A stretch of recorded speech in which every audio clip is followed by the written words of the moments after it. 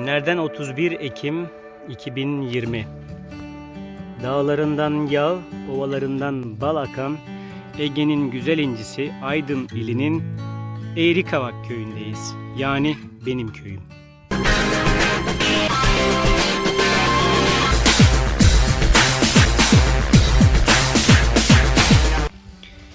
Eğrikavak köyü yaylasındayız şu an ve bir hasat mevsimi. Kestanenin mevsimi. Kestane deyince Türkiye'de akla ilk önce belki Bursa gelir ama istatistikleri göz önüne alındığında Türkiye'de en çok kestanenin Aydın'da, daha sonra Kastamonu, Zonguldak illerinde ve daha sonra İzmir'de, Bursa'nın 7. sırada geldiği görülür. Ancak nedense yanlış bir bilgi olarak kestanenin Bursa'ya özgü olduğu bilinir. Biz bu ön yargıyı yıkayarak kestanenin Aydın ilinde işlendiğini sizlere anlatmaya çalışacağız. Türkiye kestane üretimi şu an hummalı bir çalışma görüyoruz. Dağların zirvesinde, Ekim ayının güzelliğinde, sonbaharın renk renk cümbüş cümbüş doğaya tat verdiği bir ortamda kestaneler çırpıyor. Şimdi bu kestanenin nasıl sofralarda önümüze geldiğini sizlere kısaca bir anlatacağız. Önce bir burada çalışan işçilerimize, abilerimize kolay gelsin diyelim. Selamünaleyküm. Aleykümselam. Kolay gelsin abi. Allah'a teşekkür ederim. Ne yapıyoruz? Yani kestane çırpıyoruz. Kestane çırpıyoruz. Evet, kestane gördüğünüz gibi bu ağaçta biraz kuru yerler var. Ağaçta abiler var, çalışıyorlar. Tehlikeli bir iş gerçekten. Nasıl yapıldığını bir şurada bir abiyi görelim. Biliyorsunuz bir dalın üstünde durmak, hem dengede durmak hem elde de yaklaşık bir 5-10 kilo ağırlığındaki sırıkla var olan kestaneleri yere düşürmek. Amaç bu. Kestaneler şurada dikenleriyle görüyorsunuz yerlerde. Şu an yeni düşmüş kozalakları size yakından gösterelim. Bunlar daha sonra toplanacak. Evet, nasıl, hangi merhalelerden geçtiğini sizlere röportaj eşliğinde sunmaya çalışalım. Sevgili izleyiciler, gördüğünüz gibi kestaneler şu an kozalaklarıyla beraber yerlerde. Peki ağaçtaki çalışan işçilerimiz var. Gördüğünüz gibi zor şartlarda bu işi yapıyorlar. Uçurumun kenarında yerden yaklaşık 25-30 metre yukarıda bu işi yapıyorlar. Kolay gelsin ustam. Sağ olun, razı olsun. Nasıl bakalım, zorlu bir iş mi yaptınız? Tabii. Kestane çırpıyorsunuz değil mi? Evet. Kısaca tanıyalım seni. Yukarıdaki abi ismin nedir? İsmail adım. İsmail, nerelisin?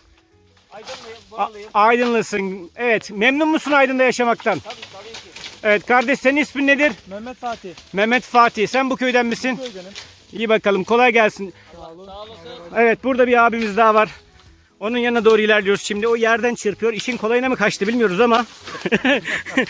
Ustam, sen yerden çırpıyorsun. Yerden çırpmak kolayına mı kaçtın işin? Evet, biraz kolayına kaçtı. Şimdi bu kestane hangi mevsimde olgunlaşıyor, öncelikle onu soralım.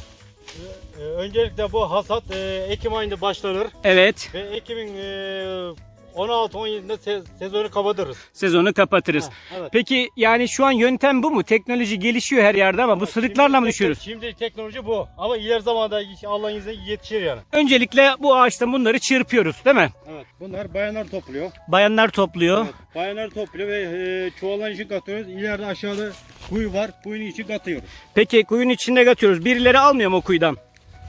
Köylüler, yani herkes kendi kuyusuna mı? Nasıl? İsimler nasıl belirlenmiş kuyuların? Kuyuların herkes arazisinde ait bir kuyular var. Hı hı. Oradan zamanı geldiği zaman makineyle sıyırma yaparız. Gördüğünüz gibi burası bu sene daha yenice ağaçtan çırpılan kestanelerin kuzaklıkta, yani kuyunun içinde bekletildiği alan. Bu kestaneler burada yaklaşık bir ay kadar bekleyecek. Bir ay sonra dikeninden çıkarılacak, satışa ve yenmeye hazır bir hale getirilecek. Tokmağına döverdik. Döverdik. İçinden bir tane böyle örnek gösterelim. Evet, şimdi kestanenin eskiden nasıl böyle kozalağın içinden çıktığını göreceğiz. Şimdi bu dikenle elimizle bir dokunalım bakalım. Kesinlikle dokunması çok güç, zor. Şimdi bunu nasıl çıkardığımızı eski yöntemleri gösteriyoruz. Bu şekilde. Şöyle kameraya doğru yaklaşıyoruz. Bakın gördüğünüz gibi kestaneler bunun içinden. Önce eskiden böyle bu teknoloji buydu. Şu anda eskiden bu teknoloji buydu yani. Bunu kullanıyorduk. Şimdi makinelerle bunları çıkarıyoruz. Evet. Şimdi yaklaşık bu Ekim ayı bugün 30'u mesela. Ne kadar bekleyecek kuyuda bunlar? Kuyuda hava şartına bağlı. Aşağı yukarı bir ay 40-45 gün bekler yani. 40-45 gün bekler. Tabii incir bir ay sürer. Kestane kaç gün? 15-20 gün sürer. 15 gün, Ceviz 20. bir hafta 10 gün sürer. Evet, ceviz bir hafta 10 gün sürer. Evet. Evet sevgili izleyiciler, şu an gördüğünüz bu karşıdaki dağların çoğunluğu boş ağaçlarla kaplı değil. Kestaneler, cevizlerle kaplı. Gördüğünüz gibi buralarda böyle. Boşuna demiyorlar Aydın'ın dağlarından ya ovalarından bal akar diye. Çünkü dağların hepsinde zeytin ağaçları, ceviz ağaçları, kestane ağaçları. Toprağıyla çok verimli bir ilimiz Aydın gerçekten. Ovalarından bal akar demelerinin sebebi de ovalarında pamuğun yetişmesi. Şu an kestanemizin bakın sırığın uzunluğunu görüyoruz. Vuruyor yere doğru dökülen kestaneler.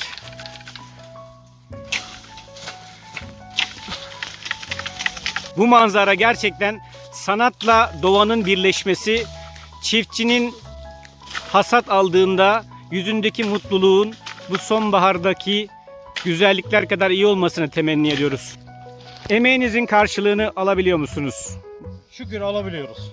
Ne güzel. Evet, şükrünü de ediyorsunuz. Alıyoruz. Evet, alıyorsunuz. Peki şu an biz mesela şehirde yerken ufak bir 250 gram 100 gram kestaneyi 15 liraya ya da yani kavrulmuş kestane 20 liraya alıyoruz. Evet. Buradan üründen çıkan, kozalaktan çıkan kestane nasıl gider? Mesela bu sene taban fiyat verebilir misiniz?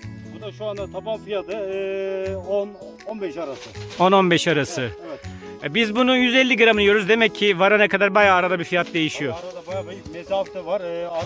Evet. Devam ediyor yani. O şekilde sezonu bu şekilde devam ediyor. Evet. Biraz da kestanenin nasıl yendiği üzerine bir röportajımızı yapalım. Evet, şu an gördüğümüz gibi bu kestaneler ağaçtan kozalaklarıyla yere düşüyor. Ama bazıları tabii bu ağaçta çırpılırken kozalağın içinden kendiliğinden yere düşüyor.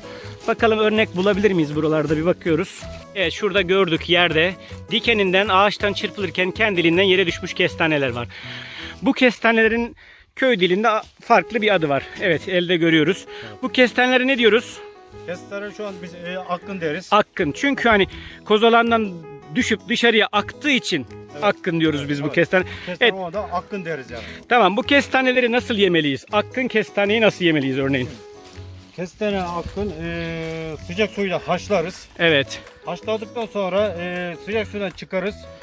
Ve lezzetli bir şekilde güzel olur. Herkes yemesini davet ederiz. Evet, tamam. Bu ağaçtan dökülen akkın kestaneleri suda yiyoruz. Peki şimdi sırada bunlar var. Bunları topladığımız gibi yemiyoruz. Bekletiyoruz kuyularda bir ay kadar. Biraz açılsınlar, yağmur görsün.